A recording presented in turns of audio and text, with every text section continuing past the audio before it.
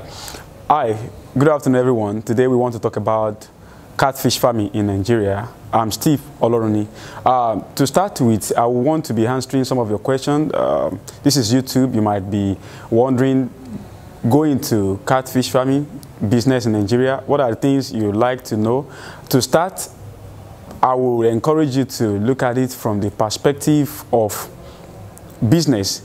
The reason why I say this is because so many people, especially because there is a lot of media noise, so many people are going to the farming these days just because they hear the noise from just every John and Joe.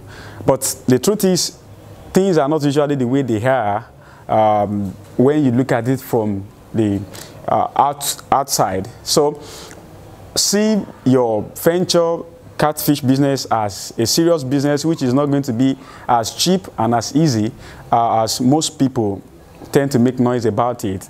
Of course, too, it may not be as a business that can make you millions, just as anybody will want you to believe. I mean, without paying some sacrifice, certain sacrifices. All right, having taken note of that, let's proceed now about things you need to understand, things you need to know about catfish business in Nigeria. Now, the first thing I would like to relate with you is that when trying to decide which of the ponds to use, we have different kind of pond. We have hatching pond, we have concrete pond, we have tarpaulin pond, and we have tank pond. Now, situations are different, and that is why you will have to think, you have to invest a little thought into which of the pond to use. Now, if you are having a kind of like swamping area which is dedicated for such business, which is a catfish business, then you can go for hatching pond.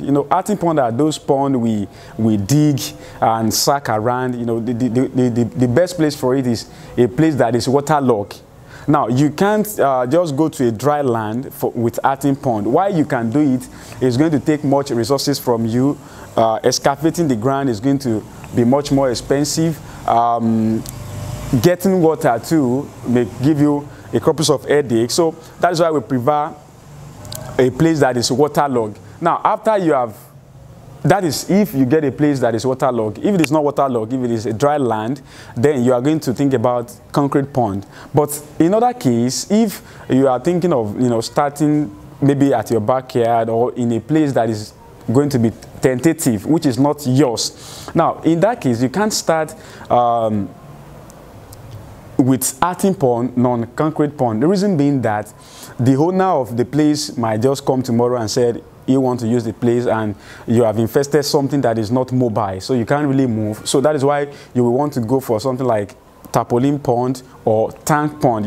Tarpaulin is very mobile, you can easily pick it, while tank pond too is very mobile, you can easily pick it. Now, why I've talked about various kind of pond and situation where you can need them, I think I should talk about why catfish in the first place.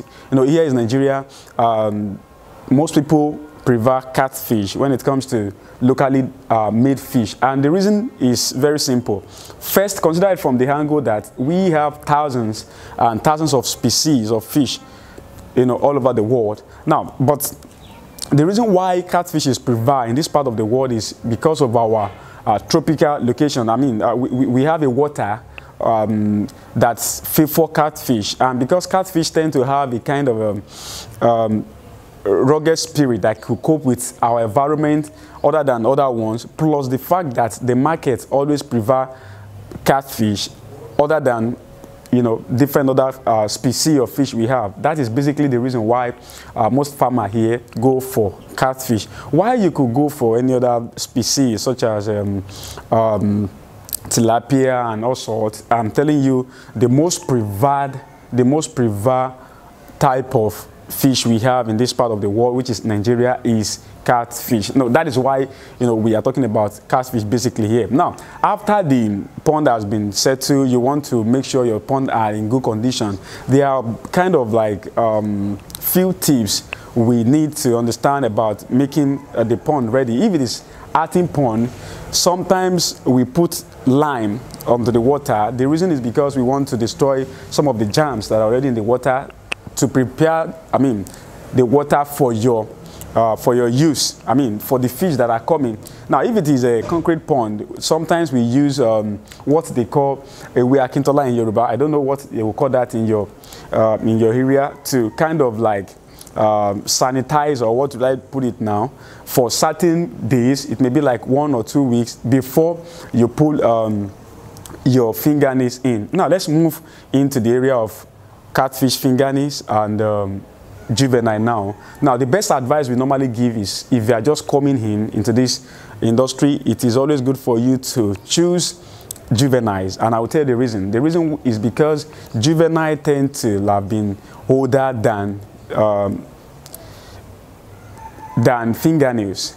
Because it is older, the management is easier, especially if you are just new. It is easier to manage, and the water too is easier. So you choose, and I have to sound a note of warning here, and that is, you must be very, very careful where you choose your fingernails from. I've received a lot of calls from several people who bought their juveniles or fingernails from certain people. After feeding them for 3-4 months, they discover the fishes are not growing. The fish could not grow because something is intrinsically wrong with the source. So you really have to understand where you are getting your fingernails from. If, for instance, you are getting from a farmer who has, gotten a kind of track record, or somebody is recommending him for you, then you are getting it from the right source. Now, having said that, now then you have to understand the feeding, which is the most important part of this whole thing.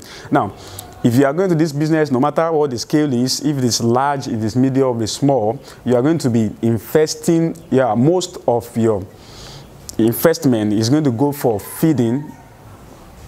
70, if not 90% of everything you invest in this are going to go for feed. And what smart farmer does is they try to kind of manage how they spend on the feeding, and that is why every serious farmer knows how to formulate their home feed. Now, why I may come back to that later, let me try to talk about you getting somebody who actually understands how to go about management. Maybe this is how you can get, maybe I think I should give you one idea here. You can employ somebody who has been in the business for a couple of years, or who has kind of like managed a catfish farm for a couple of years. Maybe he has been employed 3-5 years into a certain catfish farm in Nigeria. Then you employ him. In that case now, he uses his experience for you. The other way is you can employ a consultant who is going to guide you stage by stage. Now, we do a part of this. Now, if you need details on many of the things I've discussed with you, many more things, you can easily reach out to us. The way we operate is we use our experienced farmer all over Nigeria. We have our experienced farmer in more than 21 states. Either you are in Lagos, you are in Port Harcourt, Imo, Kano, East, West, or North in Nigeria. We have our associate farmers. The way we operate is, wherever you are, when you give us a call on the line that you are seeing on the screen right now, then we are going to tell you our nearest associate farm to you. There are two things you can do with those associate farms. Then you can go through our practical training, go through our videos, which is a video we actually make on farm to give you details of many of these things I'm talking about. Read our books, or go to the farm where you see all these things in practical.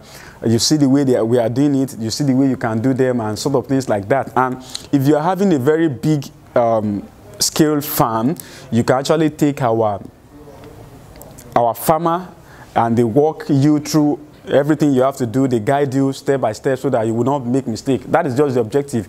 The objective is to use our experience to guide you, show you the way things you need to do, get you the right fingernail, train you on how to formulate your own feed so that you save cost and sort of things like that, so as to manage your resources and investment and not make mistake.